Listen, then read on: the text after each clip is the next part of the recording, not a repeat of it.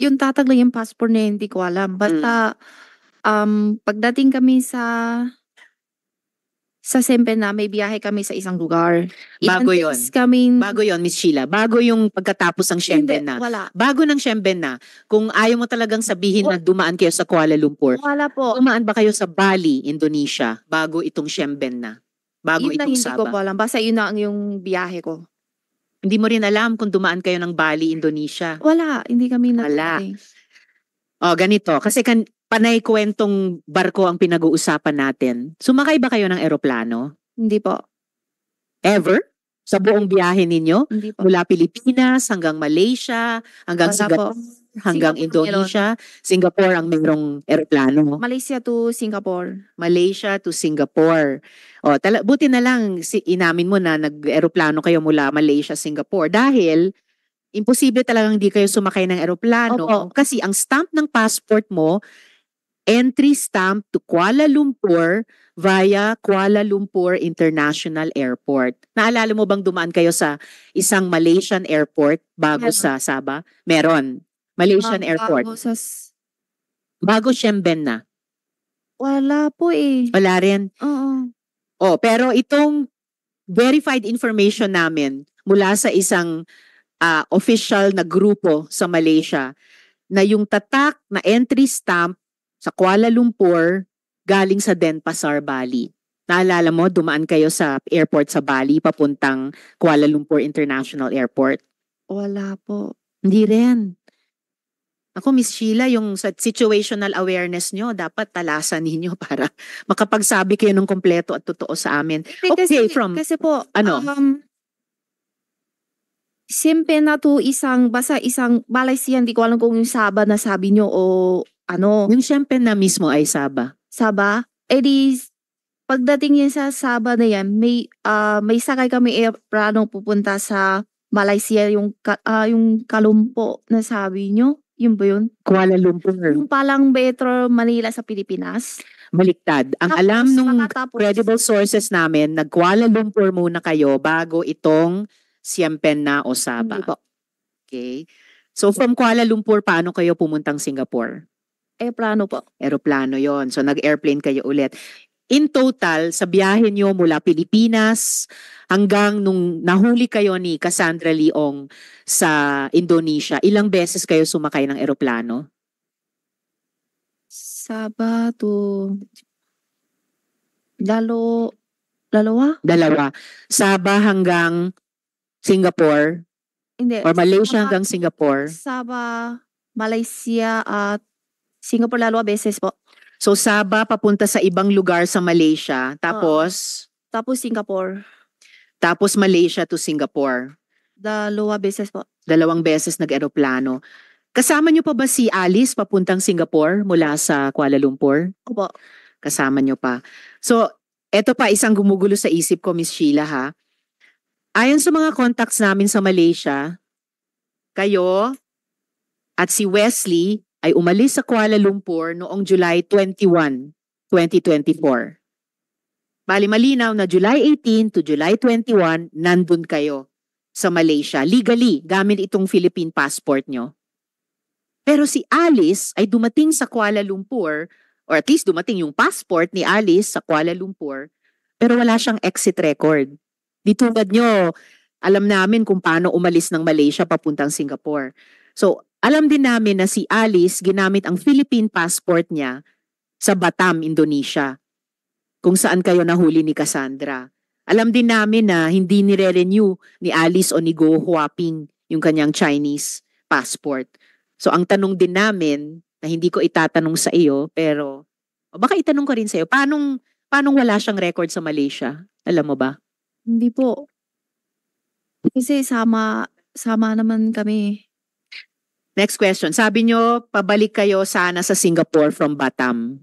Kaya lang nahuli na kayo sa Batam. Opo. So bago Batam, Indonesia, nasa Singapore na kayo. Nasa Singapore na kayo, ba't pa kayo nag-Indonesia? Kasi sabi ni Wesley, gusto daw siya pa siya sa iba lugar. Mhm. Hindi Yun, pa ba kaya sapat yung pasyal sa wala na siya Singapore? sa Indonesia. Mhm. Oh, sabi ni Sen Joel last time, ang gustong Other- pagpasyalan ni Wesley ay sa Singapore. Yung sinabi mo last Okay, Singapore sa- one related sapat. question from Sen Joel. I just wanted to put on record, Madam Chair, I don't even need to ask questions because I will wait for my turn. It's just that last hearing, Madam Chair, Miss Sheila Go made mention about it. I distinctly remember it. I'm sure the committee secretariat would bail me out. Ang sabi mo, Sheila, ang sabi ni Wesley, bored siya doon sa pinanggalingan niyo, kaya kayo nagpuntang Singapore. Yun ang sinabi mo last. Ms. Sheila, wag Indonesia niyong interruptin ang senador, no? And Sorry wait to po, be sorry po. acknowledged. Pwede mong sabihin ngayon na maaari kang nagkamali. Pero ang narinig namin lahat, kaya ka pupunta ng Singapore dahil bored si Ay, Wesley. sorry po, baka mali lang ako ninig talaga kasi So ano yung sa totoo? Indonesia kasi ang naalam ko yung tanong So niyo po. Sheila, again, na-bored sa Singapore, pumunta ng Indonesia. Kahit medyo naguguluhan kami doon. Hindi kasi Sa nakailan, Singapore ka na eh. so po, Tapos gusto mong mapunta sa Indonesia. kasi nakailan days na po kami sa Singapore. Okay, kaya na-bored. Oh, hindi. Meron din po. Kasi So, hindi ka nakailan pa araw kami na-bored sa sa story Singapore mo, kasi ano? Sheila? hindi pwede kasi lampas sa isang buwan sa Singapore. Miss Sheila, nagugulat ako. Well, buti na rin, tulad ng naming mga Sorry po. Pilipino, bilang isang Asian din, nakakayanin nyo pang tumawa. Kahit sa prospect na 500 years na pagkabilanggo kung ma-convict kayo sa kahit isang count lamang ng money laundering, kahit sa low end na 7 years. Sana seryosohin nyo po itong hearing na ito dahil Opo. hindi lang ang Senado, hindi lang ang House, Opo. nag-e-effort mag-imbestiga, Opo. pati yung mga executive at constitutional body, sobrang interesado sa mga kaso ninyo. At dapat Opo. sa maikling panahon na lamang ng aming investigasyon at yung maikling panahon na lamang posible ng executive at ng constitutional bodies ng Pilipinas, pag-isipan yung mabuti, humingi kayo ng payo sa abogado nyo, pag-isipan yung mabuti, mag-cooperate seriously sa investigasyong ito.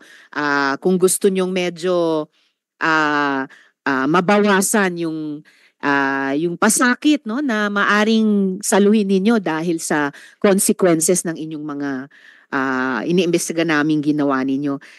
Miss Sheila, nung tumakas kayo sa Pilipinas kasama ni na Alice, hindi nyo ba alam na may arrest order na para kay Alice Go? Hindi nyo ba alam na may subpoena ang Senado sa inyo? Yung mic nyo? Hindi po. Hindi nyo alam. Kailan ang huling beses na nag-usap kayo ni Alice? Ano po? Kailan kayo huling nag-usap ni Alice? Kailan? Sa Pilipinas po? Kahit saan. Kailan kayo kailan at saan kayo huling nag-usap ni Alice? Yun sa Indonesia po. 19 o 20 yung hiwalay po kami. 19 or 20 July. Si Wesley, kailan kayo huling at saan huling nag-usap ni Wesley? Parehas din po. Pareho. Sabi nyo sa amin noon, nakatira kayo sa Bulacan. Opo. Kailan kayo dumating dun sa Bamban? July first week, yung last. First week July. Nung sinabi ni Alice na aalis kayo, di ba kayo nagtanong saan kayo pupunta at sinong kasama nyo? Hindi po. Sabi na 3 daw lang po kami. Sinong tatlo? Ako, Wesley, tsaka si Alice po. Okay. Hindi mo ba naisip na may connection yung pag-alis ninyo dun sa paghanap sa inyo ng mga otoridad? Sabi nyo nga sa amin nung unang hearing, ikaw ay maraming travels, ikaw ang laging travel companion ni Alice kapag nalulungkot siya or basta gusto niyang bumiyahe. Siguro alam nyo naman na di karaniwang proseso yung dinadaanan nyo paglipat-lipat sa iba't ibang bansa. Hindi yon basta labas-masok lang, no? Alam nyong mali o iba sa ginagawa ninyo. Hindi ko po, hindi po. Hindi ka ba nagtataka na parang basta labas-masok na lang kayo sa iba't ibang mga bansa? Una, ganun kadali lang kayo nakaalis sa Pilipinas kahit pinaghahanap kayo ng otoridad. Tapos, papasok kayo sa ibang bansa, lalabas sa ibang bansa, ang dali-dali lang. Hindi ka ba nagtaka? I'm sure, yung mga dating biyahe nyo, dumaan kayo sa tamang proseso. O kahit ba sa mga dating biyahe, labas-masok lang sa parang ordinaryong pinto ng bahay. Hindi po, kasi tama, labas po. Di mo ba naisip na parang ang weird Walang kahirap-hirap, ang dali-dali lang umalis sa Pilipinas kahit pinaghahanap kayo ng mga otoridad? Hindi ko po alam, inahalap po eh. Okay, ngayon, humihingi kami ng dagdag na impormasyon sa iyo, Sheila. Po. Sino-sino ang mga tumulong sa inyo makarating mula dito sa Pilipinas hanggang sa Batam, Indonesia? Sa totoo lang At po, meron ba kayong naalalang police escort? Or kung hindi police, mukhang escort or nakabihis police? Kung hindi man nakabihis police, mukhang bodyguard o escort? O di kaya mukhang militar? sa totoo lang po, hindi ko po alam. Wala ba kayong napansing kasama ninyo mula dito sa Pilipinas hanggang Indonesia kung saan kayo nahuli ni Cassandra na may ibang kasuotan na mukhang uniforme or mukhang security, mukhang bodyguard na nag-escort Wala sa po. inyo? Wala po. Nakarating ka na ba sa Sual, Pangasinan? Hindi pa po. Di pa. Pero sabi mo nung nakaraang hearing, alam mo na hindi Pangasinan yung isang pinuntahan nyo. So, alam mo yung Pangasinan. Alam po. Saan ka na nakarating sa Pangasinan? Hindi ko alam kung sa Lagupan nata o Dagupan. parang Lagupan ng ano niya. May iba pa bang bayan ng Pangasinan kayo napuntahan na? Lagupan lang po ata. Ilang bayan sa Pangasinan ang napuntahan nyo na? Yun lang ang punta. Tsaka yung farm namin doon, hindi ko alam anong lugar po. Saan yung farm nyo sa Pangasinan? Hindi ko alam anong lugar. Basta alam ko lang Pangasinan. Sa Sual ba yung farm nyo sa Pangasinan? Parang hindi po ito pangalan. Hindi. Baka malaman natin in the next, may 2 slides akong ipapakita. Sheila, anong alam nyo sa Alicel Aqua Farm? Wala po. Okay, may ipapakita ako. DTI record ng Alicel Aqua Farm. Ikaw ang nakaregister dito na owner. Sheila, paalala under oath pa rin kayo. Sa iyo ba itong Alicel Aqua Farm? Hindi ko po alam. Miss Sheila, ito po ay dokumento ng Department of Trade and Industry certifying na ang Alicel Aqua Farm sa Barangay Baciden sa Sual, Pangasinan ay nakaregister. Nakaregister sa inyo, issued sa inyo ang certificate, Sheila Leal Guo. Nakikita ko yung paan nyo, medyo ninenervyos kayo. Magre-relax po kayo kung magsabi kayo ng totoo sa amin. May alam ba kayo dito sa Alicel Aqua Hindi ko po Farm? talaga alam po. Paano hindi nyo alam to pero kayong nakarehistro dito sa issue ng DTI na Certificate of Business Name Registration? Baka ginamit ng ang pangalan ko po. Ginamit ang pangalan mo. Naku po, posible bang lumalabas talaga dito sa dokumentong ito? Pamilyar kayo sa Pangasinan kasi may business kayo dito ayon sa DTI mismo. O kaya ginamit yung pangalan ko na pang business lang po. Na hindi ko alam. So, alam nyo itong business na ito? Itong Alicel Aqua Farm? Hindi ko po alam. Pero alam nyo na ginamit yung pangalan nyo sa business na ito? Siguro. Siguro. Siguro or alam nyo na ginamit ang pangalan nyo sa Siguro. business na ito? Siguro kasi hindi ko... Siguro. Ay, nako. Kilala nyo ba si Mayor Dong Kalugay? Si Mayor Dong kilala po. Kilala nyo. Paano nyo siya nakilala? Kinain kami sa isang restaurant. Nagkita kayo sa isang restaurant. Kailan yon? Hindi ko matandaan kasi ilang taon na po eh. Ilang taon na? Ilang taon na mula nung nagkita kayo sa restaurant? Before pandemic ata. Before pandemic. So bandang 2019. Siguro. Mga 5 years ago. Siguro po. Anong okasyon bakit kayo nagkita sa restaurant nung bandang 2019? Sumama lang ako kay Alice po. Sumama kay Alice. So, si Alice ang may kilala kay Mayor Kalugay. Opo. Then, pinakilala kayo ni Alice kay Mayor Kalugay. Opo. Okay. Anong okasyon nun? Ano po? Anong okasyon kung bakit kayo sinama ni Alice sa restaurant at pinakilala kay Mayor Kalugay? Ako po. Sumusunod lang ako. Parang malalim talaga yung links nyo sa Sual. Sumasama lang ako sa kanya. Sumasama.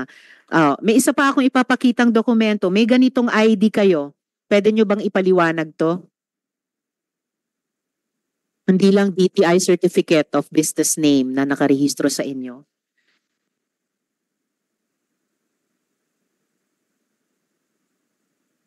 Sure. Okay, naghang lang pero may ipapakita akong ID ninyo sa Suwal. ID issued to Sheila Lialgo. Habang iniintay natin yon, sa pagkakaalam mo ba, dahil ayan, ito yung ID nyo, Municipality of Suwal, Account Insurance Membership, Sheila Lialgo. Pwede nyo bang i-explain yung ID nyo yan? Sorry po kasi hindi ko po alam. Hindi nyo alam. Hindi May ko po ID po may- in-issue sa inyo, sa pangalan nyo at photo ninyo ang nakalagay. Opo, Ano? pangalan ko, Aha. picture ko pero hindi ko po alam na may ganyan po ako ID. Oh wow. Okay, hindi nyo alam na may ID kayo. Siguro kahit elementary school student, hindi lang dito sa Pilipinas, sa ibang bansa, alam kapag may ID, hindi talaga kapanipaniwala na hindi nyo alam yan. Sa pagkaalam nyo, Miss Sheila, dahil sinama kayo ni Alice sa restaurant noong bandang 2019, ipinakilala kayo ni Mayor Dong Kalugay. May relasyon ba sina Mayor Kalugay at si Alice? Hindi ko pa alam. Alam ko kaibigan po. Kaibigan. Magkasosyo din ba sila sa business? Hindi ko sure. Hindi nyo sure. Sige, hindi kayo sure. So ano sa palagay mo? Kung magkasosyo ba sila sa business? Ang alam ko, kaibigan po sila. Pero kung may business, sosyo, hindi ko alam po. Hindi nyo alam. Pero sabi nyo, hindi nyo sigurado. So anong sigurado nyo? Kaibigan po sila. Kaibigan. Saang restaurant kayo kumain kasama si Mayor Kalugay? Sa Pangasinan. Oo nga, sa Pangasinan, sa Suwal. Anong pangalan ng restaurant? Hindi ko alam kung ano sa lugar. Basta isang Filipino food na restaurant. Filipino food restaurant. Opo. Sa Suwal ba? Hindi ko sure. Or sa Dagupan ba na alam mo? O parang banda doon. Kasi Bandang basta Dagupan. ang alam ko, Dagupan nata ang narinig ko pero hindi ko sure kung yun ba yun. Dagupan pero hindi mo pa rin sure. Miss Sheila, binibigyan kita ng isa pang pagkakataon at this point in time ha. Ano pa ba yung totoong hindi nyo nasabi sa amin? Alalahanin nyo, you are under oath dito sa aming subcommittee at nandito rin ang AMLAC at ang iba pang government agencies na naghain na ng kaso laban sa inyo para sa money laundering. For starters, baka may iba dyan, nakakasuhan pa kayo ng iba. Ano pa yung pwede nyong sabihing totoo sa amin at sa kanila bilang tulong nyo sa investigasyong ito? Wala po. Kasi wala ko alam. Okay. Well, hindi po ako naniniwalang wala na kayong alam bukod sa sinabi nyo na sa akin. And I really regret na hindi kayo mas makatotohanan at mas helpful sa committee ito. Yung subcommittee namin, tulad ng Committee on Women, kayang-kaya naming mag-appreciate kapag nagsasabi ng totoong isang witness. Maaalala ng mga colleagues ko, halimbawa, yung isang witness dun sa Committee on Women, yung dating accountant ni Alice Go, siya, pinaniwalaan namin siya at nirelease namin siya sa detention dito sa Senado. Dahil sa hearing, yung pagkakataong ibinigay namin sa kanya na magsabi ng totoo, sinamantala niya yung pagkakataong iyon. And I bet appreciated din yun ng mga executive agencies na nakarinig sa kanya, si Miss Nancy Gamo. Unfortunately, Miss Sheila, hindi kayo katulad niya na makatotohanan. And well, yung kapalaran nyo ay nasa kamay nyo naman. Nasa kamay nyo lamang, wala sa kamay namin. So I advise you, isipin nyo hanggat matapos itong hearing ngayong araw, magkonsulta kayo sa abogado ninyo kung gusto nyong maging mas makatotohanan sa amin at mas helpful sa hearing na to at sa investigasyon ng executive. Okay, Ms. Sheila? Pag-isipan nyo mabuti yan. Ms. Sheila, sa kwento nyo nung unang hearing na humarap kayo sa komite namin, ang pinapalabas nyo, wala kayong alam sa lahat ng nangyayari sa paligid. Nagpapadala ka lang sa utos ng iba. Nagpapadala lang sa utos ni Alice or nagpapadala lang sa utos ni Cassandra. Hindi ako naniniwala na absolutely wala kang alam sa lahat ng iyon.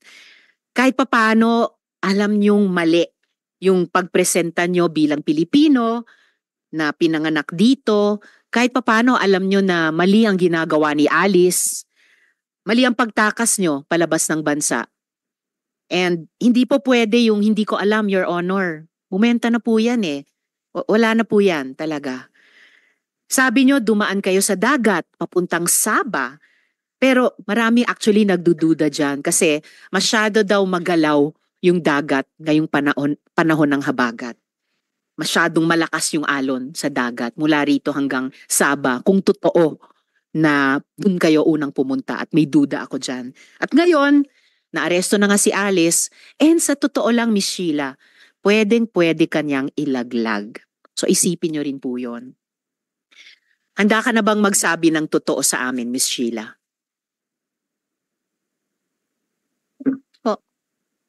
Opo. Handa kang magsabi ng totoo. Okay, dahil oo ang sagot mo, sagutin nyo ang aming mga tanong na panay totoo lang. Walang pagsisinungaling. So sa totoo lang, ang dami ng butas ng original na kwento mo sa amin. Dumating sa farm sa Bamban, tapos pagkatapos ng dinner, nagbiyahe sa van ng may 4 na oras hanggang hating gabi. Tapos sumakay ng small white boat ng 5 oras. Tapos lumipat ng big boat at nagbiyahe ng 4 hanggang 5 o 3 hanggang 5 araw. Tapos napadpad sa Siemben-na. Sa English ay Semporna. Yung Semporna na yan nasa Sabah, Malaysia. Kung talagang sa Semporna kayo pumunta. Ang hirap paniwalaan actually na 3 kayo, ni na Alice, bilyones ang pera ninyo, pinaghahanap ng buong bansang Pilipinas, i-expose nyo ang sarili nyo sa ganyang delikadong biyahe sa dagat. Kaya, bibigyan kita ulit ng pagkakataon, magsabi ng totoo. Kino-confirm mo pa rin ba yung komplikadong rutang iyon na kwento mo sa amin nung unang hearing? Or sasabihin mo, aaminin mo na kwento-kwento lang yan? At sasabihin mo ba sa amin ano yung totoong paraan na lumabas kayo sa bansa? At huwag niyong kalimutan, Miss Sheila, itatanong na rin namin ito kay Alice sa Lunes. Opo. Totoo po. Totoo lahat ng kwento mo sa amin Opo. noon? Sabihin mo na dito sa amin dahil pwede ka talaga mahuli kung nagsisinungaling ka pa rin. Anong sinakyan niyo nung bumaba kayo mula sa van? Ano po? Galing sa Bamban, sumakay kayo ng van ng ilang oras hanggang hating gabi pagkatapos ng hapunan. Pagbaba nyo sa van, saan kayo sumakay? Sa isang pier. Sa isang? Isang pier ata. Matidim kasi, gabi na po. Sa isang pier. Saang pier kayo sumakay? At hindi ako maniniwala na hindi nyo maalala yung basic details nito. Hindi ko talaga alam yung lugar Saang po. pier yan? Sa Jumalig ba yan? Sa Quezon? Sa Hindi ko- Batangas ba? hindi Sa ko Zambales alam tulad po ng eh. tinatanong ni Sen JB? Sa Palawan? Saan? Ang alam ko kasi pagpuntang dumaan kami sa Manitawag ng toll gate papunta Skyway. Dumaan kayo saan? Sa toll gate na Manitawag. Balintawak? Pagpuntang Skyway. Papuntang paakyat Skyway. Tapos, Diretso na yun. Hindi ko alam kung saan na yun. Yung So, lugar na yan. southbound. Siguro, hindi Mula ko Tarlac, sure. dumaan Hindi kayo ko sa sure. Bulacan. So, pa-south. So, papuntang Batangas, Southern Luzon. Hindi ko alam kung saan o saan. Basta alam ko, Akit Skyway. So, pero malamang, kung galing ng Tarlac, dumaan ng Bulacan, pababa. Hindi naman magto-trouble bumaba ng Bulacan, U-turn, pa-norte na naman. So, pa-south kayo. Hindi ko alam. Hindi, alam na namin yon. Yung buong fishing, yung malaking fishing boat, sabi mo 4 na araw ang biyahe nyo doon. Na mahirap paniwalaan sa panahong maalon ngayon. Oo. Tapos yung baba nyo, sabi mo, sa Chinese ay Siemben-na. Do you still swear that under oath, Miss Sheila? Ano po? Nanunumpa ka pa rin ba na pagkatapos ng ilang araw ng biyahe sa dagat na sinasabi mo, sa Siemben-na kayo bumaba? Pagdating, bago sa Siemben-na, may isunto sa amin yung isang small na maliit ng pool. Mhm. Bago lating sa Siemben-na. Okay, so pero na ini-insist nyo pa rin sa Siemben na kayo bumaba eventually. Sabi West, tanong kasi pagdating doon, tanong ko kay Wesley kung saan tayo. Mm. Sabi niya Siempen na. Okay. Maaari mo bang i-describe sa amin yung itsura ng Siemben na yan? Hindi ko masyado kasi beach yata yun. Beach, palang beach na may buhangin. Siyempre naman, beach. So may buhangin. Oo. Ano pa? Yun lang po kasi umaga na ata kami nating doon. Umaga. Wala So may naman. araw na. Ano pang Ah, nakita mong detalye ng wala- beach sa Siemben na? May tao pero hindi May kaunting... Palang turista ata yung tao na yun. Naalala mo ba kung natatakan yung passport mo? Kwento mo nga kung natatakan yung passport mo doon sa Siemben na. Natatakan ba nung pagdating nyo kaagad doon? Hindi po. Hindi natatakan or natatakan pero hindi kaagad? Hindi siya paano ba? Hindi siya natatakan. Hindi siya natatakot. Okay. Diretso kami sa Malaysia ba yan, Siempen na? Yung? Hindi ko pa alam eh. Ay, nako. Kasi Malaysia pagdating, talaga yon. Pero eto, Miss Sheila, so sinabi mo hindi natatakan yung passport mo. Hindi mo naalala yung pinakita ko nung nakaraang hearing. Ito yung passport mo. May tatak o tatak kuno. hindi Diyan ko sa alam Sabah. hindi ko alam po kasi saan galing kasi ang alam ko yung babae ang bahala dyan. Yung babaeng bahala dyan. Pero ito, pinapakita ko sa inyo. Opo. Pinakita na namin ito nung nakaraang hearing. May tatak yung passport mo, entered Sabah. Alam ko. So may tatak. Opo. Ang problema, hindi nagmamatch ang stamp sa totoong dapat na stamp kung Sabah talaga ang baba ninyo. According to these stamps, July 18 or basa ng iba July 19 kayo pumasok sa Malaysia, pero via Kuala Lumpur. Kasi yung ganyang klaseng stamp daw ay itatatak lang sa passport kung galing ng KL. Ha? At July 19 ka lang pumasok sa Sabah. Ayon sa stamp na yan. Mm-mm. Sa makatuwid, nauna ka dapat sa Kuala Lumpur kaysa sa Sabah. Pero ang kwento mo noon hanggang ngayon, mula Pilipinas, galing sa Sabah. Dumaan muna ba kayo sa Kuala Lumpur bago sa Sabah? Kuala Lumpur po. Miss Sheila naman, Malaysia din. Oh, Malaysia. Kasi pagdating kami sa Siempen na, Mm. may biyahe pa kami. Mm. Biyahe kami tapos dalating sa isang lugar, Mm. Malaysia na yan. Nakainan alaw kasi kami doon. Mhm. Bago tayo dun sa mga pinuntahan nyo pagkatapos ng Sabah, kung talagang pumunta kayo sa Sabah, kasi pati dyan sa stamp na yan may duda eh. Oh. Sheila, sasabihin ko sa inyo yung napag-alaman namin galing sa mga kaibigan naming napagtanungan sa Sabah mismo kung saan kuno stinamp itong stamp sa passport nyo.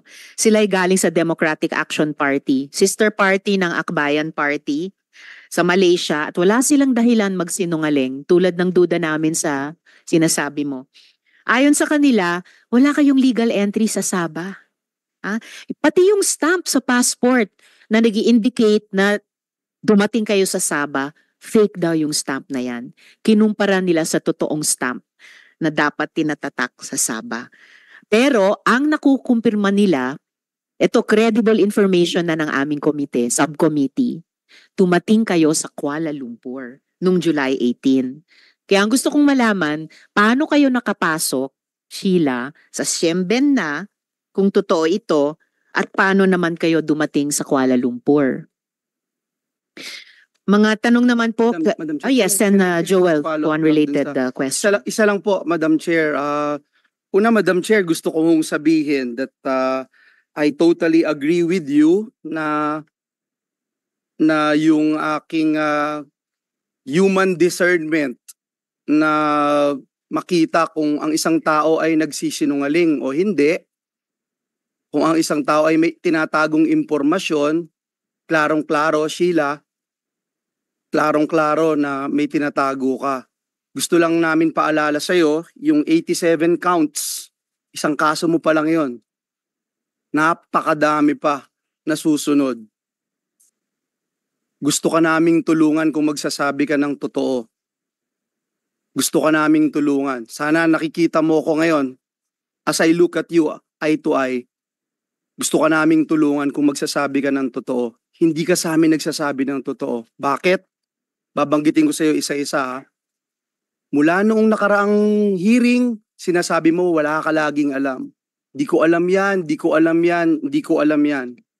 Hindi ka nagtatanong, hindi mo alam saan ka pupunta, etc. Pero, pagdating mo doon sa Saba, nagtanong ka na kay Wesley, nasaan na tayo? Okay? Nagtanong ka. Pero, Sheila, kami ba mapapaniwala mo? Mapapaniwala mo kami na 5 oras bumiyahe ka sa van, hindi ka nagtatanong? Sumakay ka sa small boat ng ilang oras ulit, 5 oras, hindi ka nagtatanong. Dun sa big boat na ilang araw kang nandun, hindi ka pa rin nagtatanong. Sumakay ka ulit ng small boat, hindi ka pa rin nagtatanong. Tapos sasabihin mo sa amin, pagdating mo dun sa Saba, after so many days of traveling, dun ka palang magtatanong. Gusto mo maniwala kami sa'yo? Pangalawa, binanggit mo kanina doon sa Pangasinan, farm namin. Exact words mo, farm namin, Madam Chair. Yun ang sinabi mo, farm namin. Pero wala kang masabi kung anong farm. Yung pinakita sa iyo ni Madam Chair, sasabihin mo, wala ka lang alam. Bakit? Kasi yun ang most convenient na pwede mong sabihin, wala akong alam. Pero Sheila, 2019, Madam Chair, natatandaan niya yung Filipino food na kinain nila bago magkaroon ng pandemya, natatandaan niya lahat.